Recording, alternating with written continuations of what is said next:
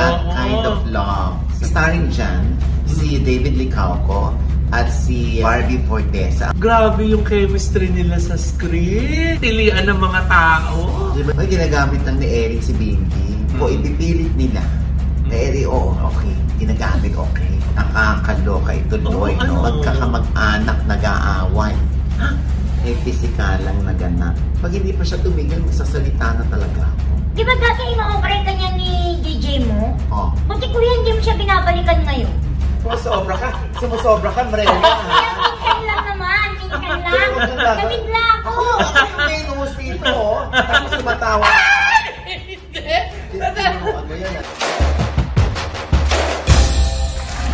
Hello mga kapin, ito po ang inyong mga lingkod. Ito pa si Mama Loy. Ito po, si Ate Brenda. Ito naman po si Papa O at yung Audrey Diaz. Ano pa nga ba? Ang lagi niyong inihilig sa akin. Ay! Ichika mo na! Dali! Tara yan, may pakismi ka ngayon. Ano ko sa farm. Oh? Ate ko si Superman. Akala ko, hindi mo nang alala. Diyos ko. Kasi nagal ka sa farm. Si Teacher Jubilin yung nag-uusap. Uy, nakakaloka yan na. Ginamit na rin yan sa Abot Kamay ang Pangarap. Ay, oo nga, ni Morgana. Oo, ni Morgana. Habang tinatanong sa Tina Bonnevie, sumakay na rin yung Abot Kamay ang Pangarap. Kaya, kay Alice Guo. Nakakaloka, di ba? Tapos, ayun, ang dami yung sari-sari mga comments, diba? At least naging engaging, may negative, may positive. Yeah. Wala ka namang magagapag sa comment section eh. Yes. Hindi mo lahat mapiplis at hindi mo lahat ng ina-expect na positive lalabas doon. Yeah. May mga negative at negative pa rin. Oo. Katulad nga ng pag-ano ko sa anak ko si Erin Diaz, no? Oo, kasi nga yung sila ni Bimbi, di ba? Oo. Nung tinawag ni Bimbi si Erin, Ate Erin, uy, bakit ate tawag mo sa akin? Biglang may nag-comment na, buti nga hindi auntie. Ha? Sa vlog ni Erin, nakakaloka. Yes. Oo, ayan. Yung date ni Bimbi at ni Erin. Sa Disneyland. Oo. Buti naman, Diyos ko, kinabahan ako, baka merong mag-comment na, may ginagamit lang ni Erin si Bimbi. Oo. Hindi naman nag-artista si Erin. Oo, nagpa-vlog-vlog lang yan. Ngayon, kung ipipilit nila, Erin, okay, ginagamit, okay. Diba? Anyway, ayun na nga, nakakaloka. Galing din tayo sa premiere night. Yes! Oo, nakakakilig! Na That Kind of Love sa Mega Mall. Diyos ko, alam mo, dapat sa taas tayo nakaupo. Doon tayo sa orchestra nakaupo. Sa dami ng tao na talagang kailangan ma-accommodate lahat. Siyempre, starring dyan, si David Licauco at si Barbie Fortesa, ang Barda. Yes! Oo. Grabe. Punong-puno ang sinihan, Nay. Oo. At saka nakakakilig talaga, swear. I mean, hindi ako super fan ng Barda. I like them. Pero syempre, di ba, hindi ko kasi napanood yung Maria Clara at Ibarra eh. Pero, grabe yung chemistry nila sa screen. Di ba, Nay? Nakakatuwa talaga. Ang tilian ng mga tao. Di ba, imagine kung simpleng eksena lang, tumitili yung mga fans. Yes! Lalo na nung nakatwalya lang si Doon gising na gising ka dun eh. Oo nga eh. Alam mo, pikit-pikit ako ngayon kasi may jet lag pa kami. Yes! Very 1 week talaga itong jet lag sa akin. Yes! Pero somehow, gusto mo yung somehow? Yeah. Somehow, nung nakatwalyang tapos si David. May kumalabit sa akin eh. Sabi, uy, si David nakatwalya na. Ako ba yun? Kasing nagising. Nakakaloka. Yung Divine. Ay, oo! Di ba? Sa'yo na. Di ba? Oo, yung business partner ni Barbie Fortesa. Yes! Ang ganda-ganda ng dynamics nilang dalawa. Correct. At July 10 na ang showing nito. Yes! Naku po, sumugod tayo sa mga sinihan. Dahil po talagang maaliw kayo, kikiligin kayo. Napaka-gaan na pelikula. Lalabas kayo may ngiti sa labi. At syempre kasama dyan si Arlene Mulak, Altantay, Kyla Estrada, and many more. Yes, directed by Cathy Camarillo. Yes, congratulations po. Ang ganda ng movie, promise. From Pocket Media and Regal Entertainment. Yes. At saka yeah. totoo ako, napaka-sophisticada ng look ni Barbie sa pelikula, no? Oo, di ba? Ayan. Congratulations in advance, no? Sana itong pelikulang ito ay humimok pa ng mas maraming manonood, no? Na parang sumigla naman ang ating industriya. Oo. Nilamon na lahat ng inside out. Oo, ang pera ng mga Pilipino. Wala nang tinira, kuya, kay Sian Lim. Oy, grabe ka naman. Oo. Ayun na nga, sunod-sunod nga yung lumalabas kasi yan Lim na ano. Na yun nga, yung mga ini-screenshot yung mga upuan na walang tao. Oo, na makikita mo lang daw isa, dalawa yung nanonood. Pero, malay naman natin kung itong Hindi na. sorry. Malay naman natin kung itong kumantong hahantong nga sa ibang bansa para i-showing. Malay mo doon humataw. Malay mo din mag-Netflix. Oo, hindi ba? Diba?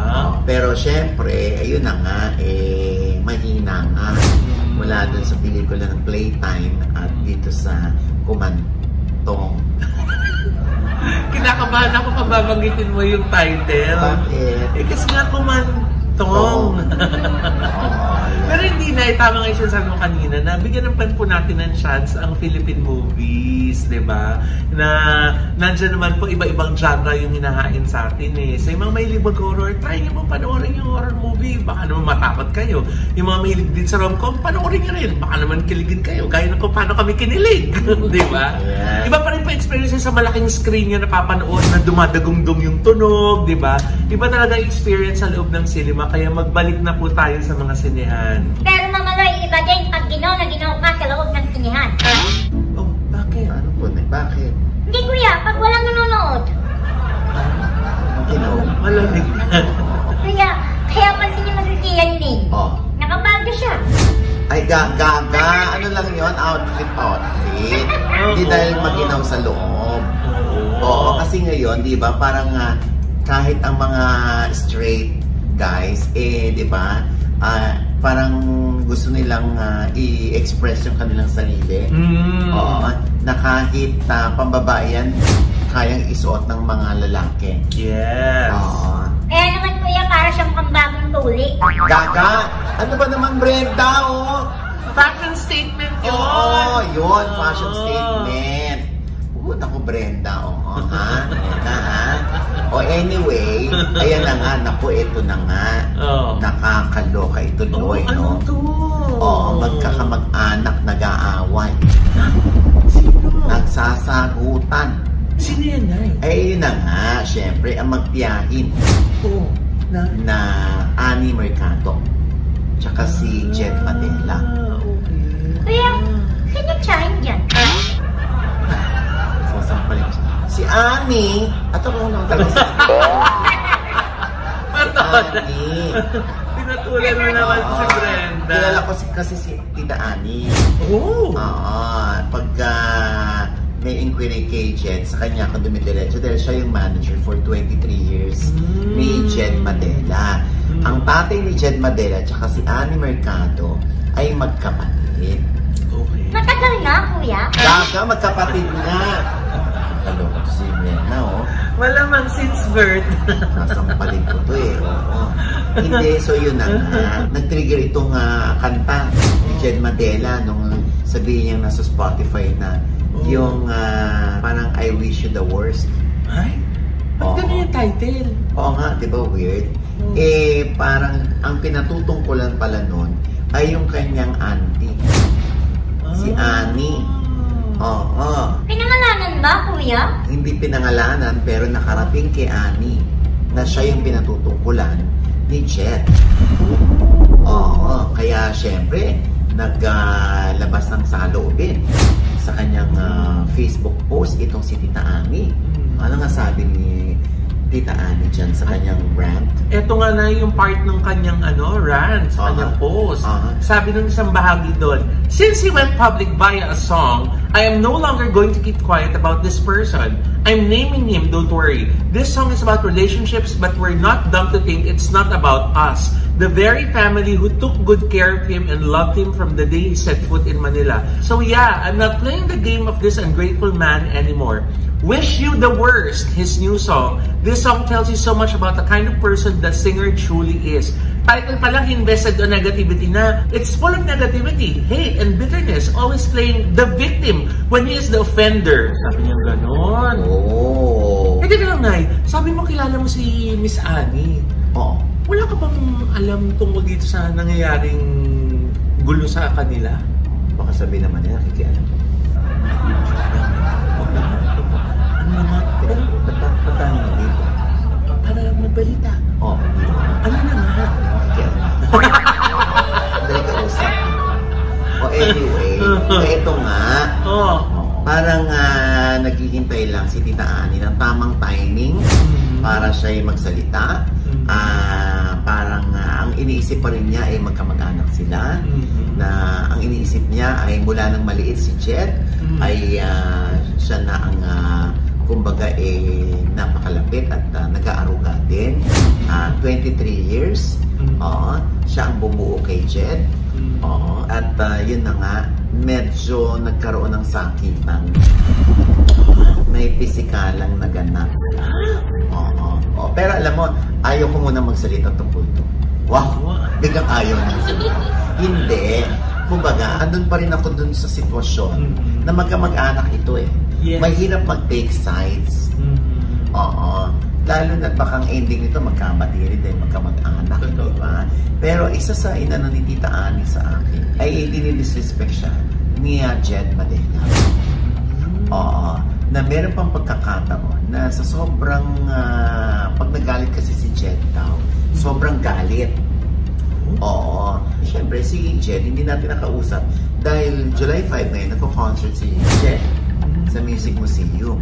Dahil tinanong rin ako ni Jed dati pa kung manonood ba ako ng concert.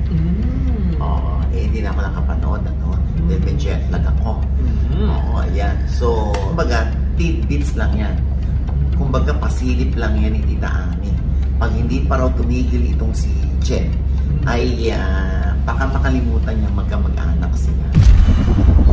Dahil ang dami rin nakakarating kay Tita Annie na parang pagdating sa pananalapi, parang nadedehado. Feeling ni Jed, nadedehado siya sa hatian. Ngayon, dumating ang time, kumukuha na lamang daw si Jed ng mga racket nang hindi niya alam. Binabay pa siya bilang manager. Yun. So, yun. No pa naman yan sa ganyang relasyon na yun. Kasi sinabi nga ni Tita Annie, pag gusto mo yan, at gusto mong soloin, ayaw mo kong bigyan ng komisyon, sabihin mo lang sa akin, bibigay ko yan sa'yo. Ba't kailangan ilihim? Ba't kailangan malaman ko sa ibang tao na andito si Jed, kumakanta, alam mo ba to? Hindi niya raw alam. So, ilang beses na raw ganun. Kung ayaw niya ibigay yung komisyon ko, sabihin lang niya sa akin para at least aware lang ako.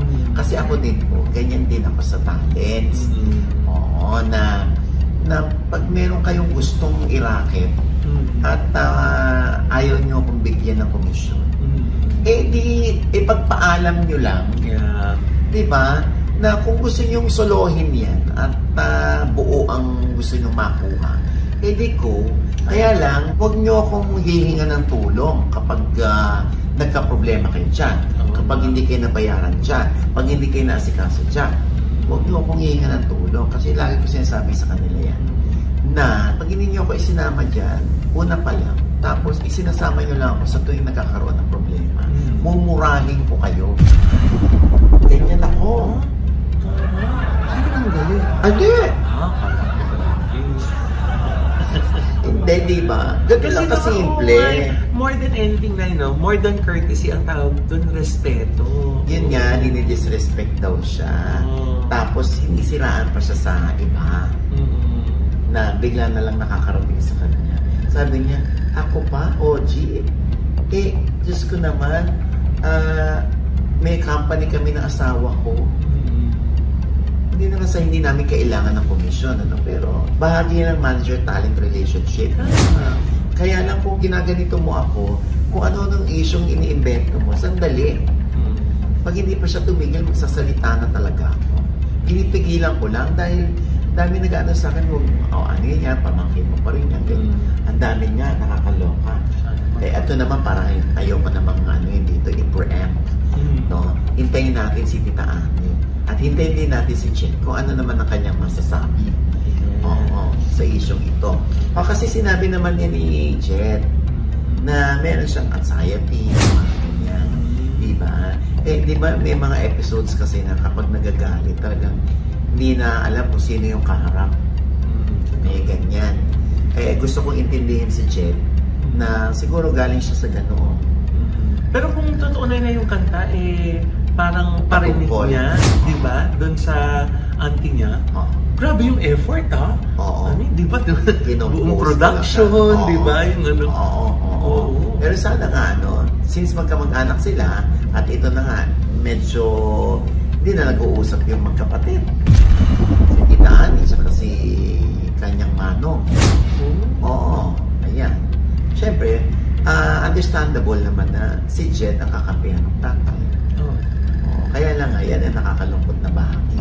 Kaya sana ay magkaayos si Jen at si Tita Ani. Naku kuya, yan na siya magkaayos eh. Okay. Alam bang nilatag mo muna bago mo sabihin magkaayos Alam mong epal mo. Hindi ko yung sasabi ng totoo.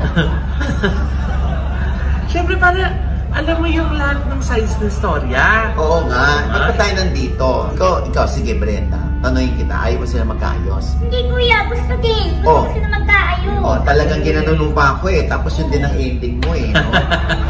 Gani mo yun, Brenda Gusto mong paluin kita ng kiss me ko.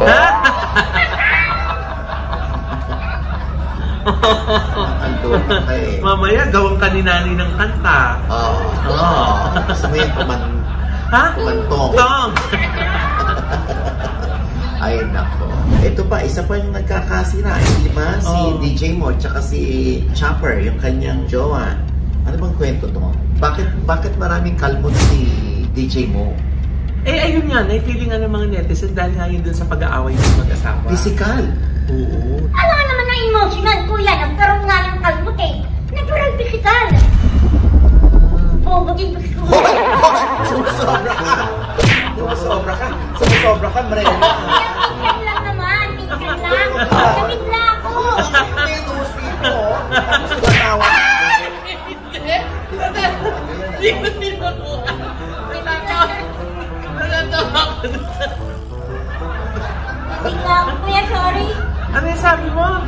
Hindi, mamanoy pa lang. Sige, ulitin mo pa yan. Last mo na to, Brenda. Hindi, kuya, nabigla nga ako Gusto mo mailipat sa mukha mo yung mga kalmot ni DJ Mo? Kakalito. Ikaw lang nakaganyan sa akin, Brenda. Ha? Kaloka, ha? Diyos ko. Tapos tumatawa. Ay! Hindi! Nagulat din ako. Hahampasin kita ng kiss me ko. Anyway, mabalik tayo. Ayun na nga, kasi nga medyo nga sensitibo nga yung topic kasi nga 'di ba, si DJ Mo pigil na pigil magsalita about his side dahil kaya doon niya na madamay nga yung mga anak nila. Yun nga. Tapos sabi nga niya sa podcast na nakasama si Alex Calleja na parang ang pinaka-issue niya is yung ginagamit ni Chopper nung nag-IG live siya, yung F-word, nakatabi yung daughter nila. Siya daw, hindi siya nagko-curse. Sa show niya nagko-curse siya, pero pag in the presence of their children daw, hindi daw siya nagko-curse. Yun nga daw. No, yun. So ano yan? Ano yung sinasabing divorce? Ayun na nga na. Nakakaloka. Baka mahanto nga to sa paghiwalay. Kung di talaga magkakaayos. Siyempre, ang nangyari pala dyan ay nag-live si Chopper. Yes. Nakatabi yung kids. Yes. Na nag-F-word siya. Na nagamit yung F-word. At saka parang umiinom daw yata. So ngayon naman, nung nag-podcast si Mo Twister, very reserved siya, ayaw niya maglabas ng mga kaya kasi sinasabi ng ibang mga netizens, o hindi na siya nagsalita, naglabas na lang siya ng picture na yun ngayon marami siyang kalmot. Oh, yan ang ani natin. Kasi minsan may mga babae rin, sinaktan sila. Ang claim nila, sinaktan sila, kaya sila may pasa. Minsan naman, pag wala naman silang pasa, yung mga babae, pero dito sila may pasa, dahil kakapigil ng lalaki, kaya sila nagkapasa. Hindi dahil gusto silang isaktan. Pwedeng tinutulak kasi sinasaktan sila. So, pwede mo ng laban. Oo, kasi pag dito sa mukha yan, malamang yan, sinuntok yan. Yung si girl, ha? Oo, pero iba-iba no? Yan na nga. So, si DJ Mo, na alam mo yun, napaka-blunt, napaka-prank sa mga katanungan niya sa mga guests niya. At ito ngayon, humaharap siya bilang siya na yung nasa spotlight. Yes. Oo, siya na yung nasa issue ngayon. No? At ayaw niya na madamay pa yung mga kids nila. Oo. Pero kuya, di ba dati ino-okray ka niya ni DJ Mo? Buti kuya, hindi mo siya binabalikan ngayon. Pwede bukas. Hindi, syempre sa mga ganyang pagkakataon, hindi naman natin dapat kunin itong pagkakataon para bawian mo at balikan mo yung isang tao. Diba? Lalo na yung mga panahon na ino-okray-okray ako. Yan. O, di lumalaban din naman tayo. Pero ito kasi, hindi naman ako involved dito. Kumbaga, hindi ako subjective. Objective ako. May relasyon yan. Hindi naman tayo kasama niyan 24 oras. Sila lang yung dalawa nagkakaalaman kung ano bang totoong nangyari. Diba? Yung ganyan na sinasabi ni DJ Mo na ayaw niya kasi na naririnig ng mga anak niya yung mga F-words. Diba? Tatay yan. May intindihan mo yan. Kasi yung kanya, prinsipyo, kaya rules niya yan na kailangan kahit nag-aaway tayo, hindi makakarinig yung mga bata na mga mura. Naintindihan ko siya. Kasi tatay din ako. Tatay kuya, pero nakagano.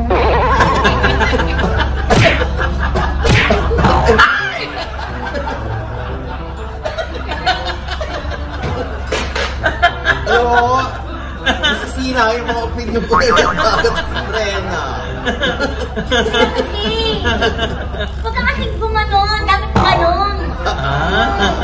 O ganon. Susuntukin kita.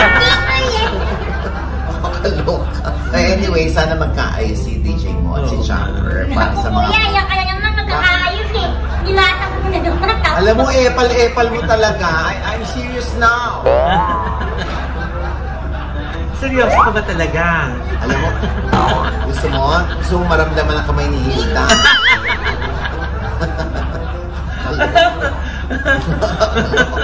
And with that, mga kaibigan, ito po ang inyong mga lingkod. Ito po si Mama Loy. Sana hindi pa namin subscribe na. Click the subscribe button sa baba. At kung naibigan niyo po yung aming episode ngayon at meron kayong komento sa lahat ng aming chika, comment below, i-click ang like button at huwag kalimutan i-click ang notification bell. Kapag hindi niya kayong unang-unang manonotify na meron kaming latest update. Yes. Siyempre, pang kanya-kanya namin channel. Yes, sana manonood mag-subscribe po kayo sa channel ko. That's Mama Loy. M-A-M-A-L-O-I. At nandiyan po rin punta ka po sa aking vlog sa aming US trip kung saan, makita niyo po kung gaano po ako kasaya nung binigyan ako ng regalo ni Miss Chris Aquino. Diba? Nakakatuwa. Hindi ko imagine. Kasi nga talaga namang dream come true na makaharap na talaga si Miss Chris Aquino. Naku, yung sa pagkan masyadong na-excited. Hindi, na-excited ako na makaharap ko si Bimbi, lalo din. Bimbi, thank you so much. Ayan. Batiin din natin si Kuya Noel. Yes, Noel Alonso, yung nurse ni Chris. Yes, Noel Alonso, thank you so much. At yung doctor boyfriend ni Maring Chris. Hello! Kilala mo? Sino? Basta kilala ko, parang, alam mo yun, parang mag-i-in lang ako. Okay, akala ko kilala mo na eh. Ganyan talaga ako eh. Gusto mo sapak, Brenda? Kuya, Ganyan pala maging in. Alam mo, na-hurt ako sa'yo, nandito na sa puso ito. Yeah! Anyway, ang kalimutan natin pasalamatan sina Bless at si Clipper Montero sa napakasarap nilang Sweet Escape by Leng. Grabe. Ang sarap-sarap ng Sansribal cake. Sansribal na may puro pistachio. Yes. Oo, ayan, umorder kayo dyan sa LA. Yes. Meron silang Instagram dyan. Oo, ayan. At syempre pa, ito naman, Brenna. Yes! Hello mga ka-update! Papalo naman po ang aking FB page at Brenna po, M-R-E-N-A. Yes. Papalo. Papalo. Papalo. Akala ko papalo. At saka kuya, punta akong next week ng Ideal Vision. Doc Jessica D. See you!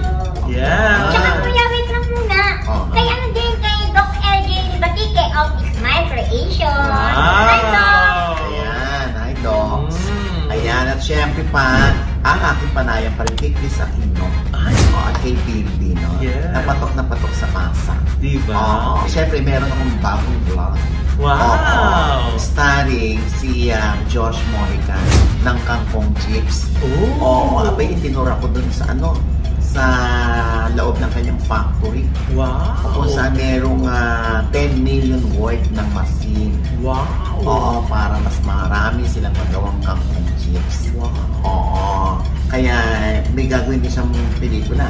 Ano? Si Josh Mojica. Yung Kumangkong. Ito ba?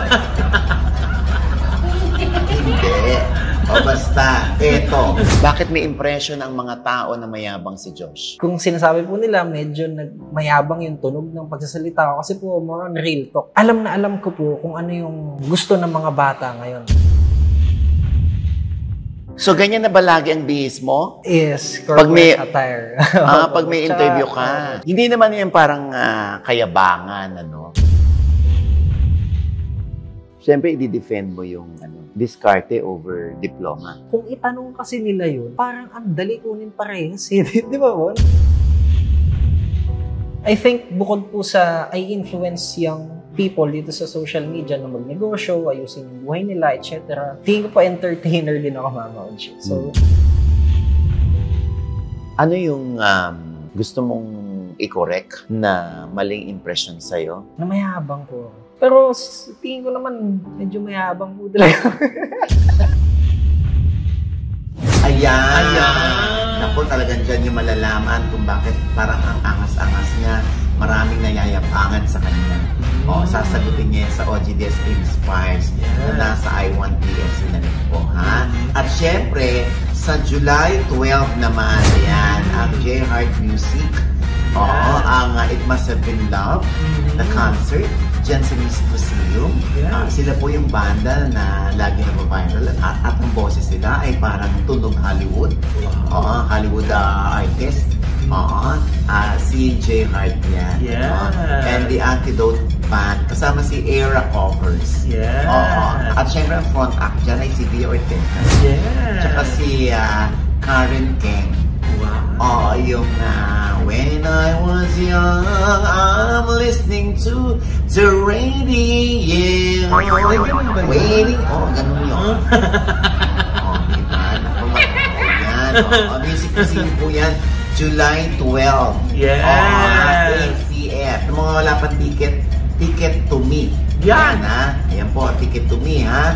At syempre, kukunti na lamang po ang tickets. Habol na po kayo. Habol na kayo. Syempre, ang major sponsor natin dyan ay ang Ultra Mega Supermarket. Dyan nagbibili ng mga paninda, mga sari-sari store. Kailan tayo makakabili dyan? Naku, malapit na. Ayan na. Sa expired na yung paninda. Huwag kang maingay, Loy. Mapapalitan niya ng Ultra Mega.